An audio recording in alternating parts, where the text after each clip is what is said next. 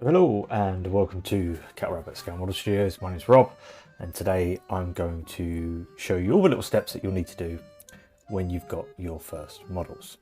So you skip down to your local game store and you picked up a nice new model, which is fantastic, and you're raring to go, and you kind of want to envision it to look like a little space marine or something like that painted.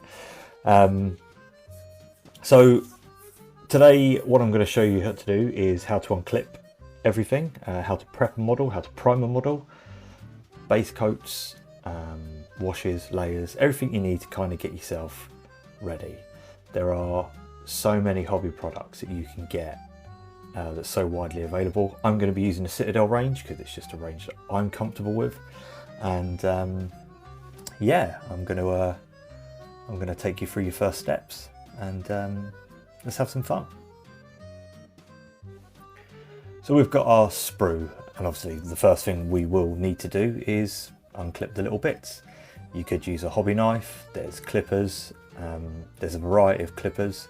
Once again, I'm just going to use these by Citadel. I'm happy with them. The springs broke and they're quite comfortable actually. So all I'm going to do is where the little contact points are, I'm going to hold my clipper blades flat to the piece and I'm just going to clip. And that's it. There's no more to it. Just take your time. I always try and make a rule of don't unclip unnecessary bits because you end up losing them. Only do them when you're going to fit them or need them. Sometimes that's unavoidable. But here we have all our bits clipped out. So all I'm going to do now is I'm going to take a few minutes just to look around the model for any mould lines or bits of sprues I missed. Here I purposely left a bit sticking out, and I'm going to show you how to remove that quite nicely. I hold the blade flat against the model and I just very slowly cut down. I run my finger across it to make sure it feels nice and smooth, and that's literally it. All I do is scrape the section that was clipped, and once again, if it's nice and smooth, I'm quite happy with it. So next, mould lines. Every model has these. It's part of the manufacturing process. It's unavoidable. Here you can see the mould line runs right down the model. All I do is I take my blade and I just run it along the mould line. GW does a very good job at hiding some of those with how they're designed, but once again, once I've scraped the ones that are visible, I run my finger over it to make sure it feels all nice and smooth. So your model's now ready. You've assembled it. Obviously they all come with instructions. This one I've assembled hundreds of times, this marine. So it's a great example piece. And now we're going to prime it.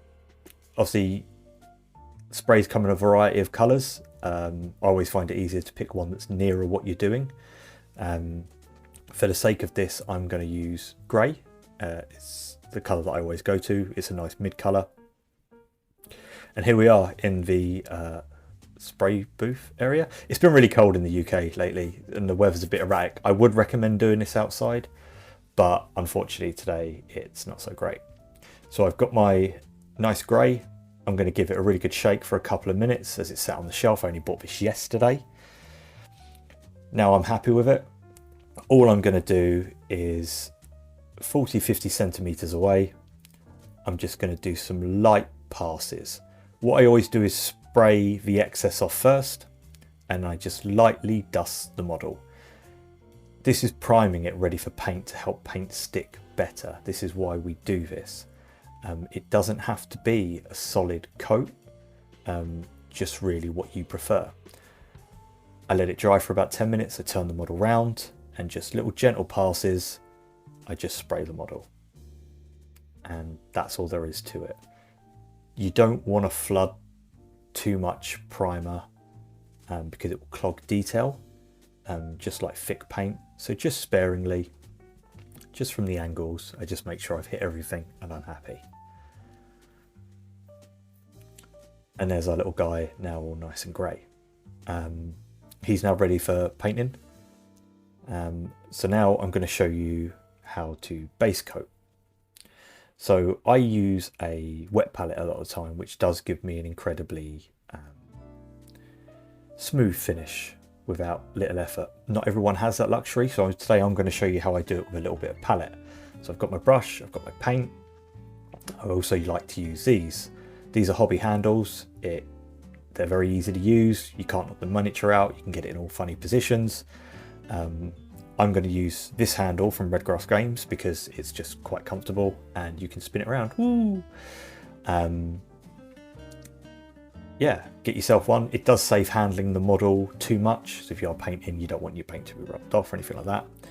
So here, what I've got is it was a plastic packaging, I think, for some tufts I bought. And all I do is I literally rip it in half and I've got a wipeable palette. You don't want to use things like paper and stuff like that because paint will absorb into it quite quickly. So that's it.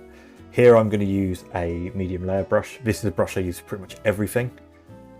It's got a point that I'm quite happy with. You can get good sharp details on it, but it also has a good well, so it holds a lot of paint quite nicely. So all I'm going to do is I'm going to get a little bit of paint on my brush.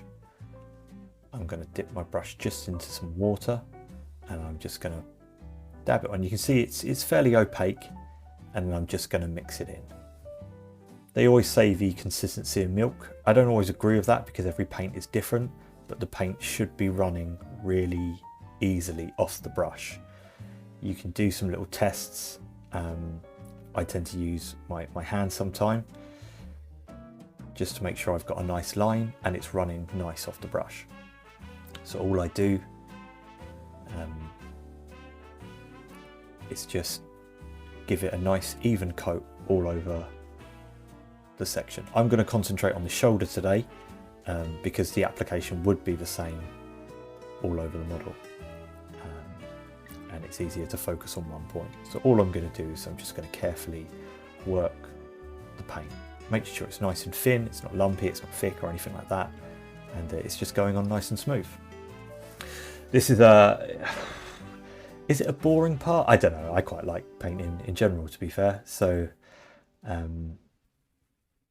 it's all good fun, although I do find base coating is a little bit of a secret between me and you. I think it's pretty boring. So all I'm doing is I'm just working it around, making sure all the paint's there and worked in, and I'm going to let it dry. You may need to add a second base coat, that's what I did, but it's all nice and dry now. Next I'm going to do a wash. This is Nuln Oil, liquid gold as we do call it sometimes. And all I'm going to do is making sure my brush is nice and clean. You can see that it's a very liquidy, watery type of paint. You don't need to water this down, really. You can, but that's in special instances. And all I do is I paint it all over the section, making sure it runs into all the recesses. Washes are really good because they're very thin. You can paint it over a model and the wash itself will find its way into all the little grooves and cracks and things like that and give you lots of very quick detail, and it will just, it's liquid gold. What can you say? So what I did do is I purposely put on way too much just here. Now that's fine. Washes take a little bit longer to dry because you know, they're more liquidy paint. That's really weird saying that. So all I do is I dry my brush and I just literally let the brush soak up the excess. So there's a little bit more there, and all I do is I use the brush and it will absorb it into the well, and that's it. You can either spread it about a bit more or, you know, wipe it off. Depends on the result you're looking for. You can put multiple washes on. Do just make sure they're dry before you do that. So there we go, we've got a lovely shoulder. It's been base coated, it's been washed, but washes do tend to dull your nice base coats quite considerably. So this is what we mean when we say layering, and effectively the clue's in the title. I'm going to thin some paint down once again so it runs really nicely off my brush. You know, I'm just adding a bit more water until I'm happy with it. I think I added 2 little brushes of water, and I just paint the line on my finger, making sure I'm quite happy.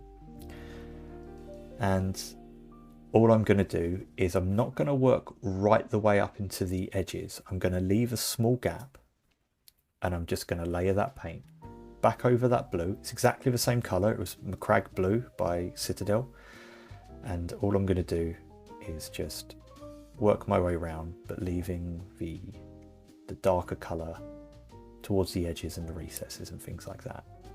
I don't know how well my camera picks this up, but it does brighten it up quite considerably. And you will notice a difference. With these steps here, it's more than enough to get a model ready.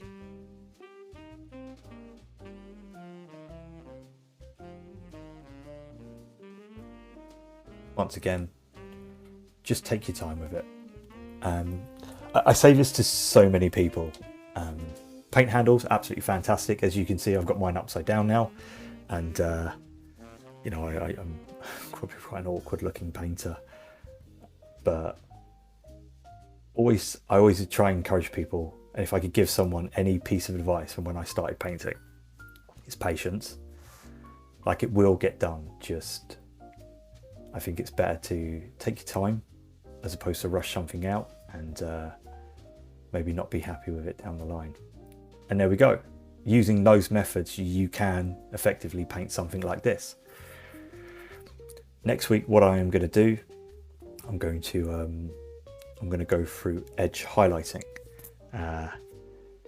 This is a technique you see a lot of the more skilled painters, more developed painters, adding these little white lines, which really don't make sense when you think about it, but they can be quite difficult, especially with people with maybe unsteady hands. So I'm going to go through that next week.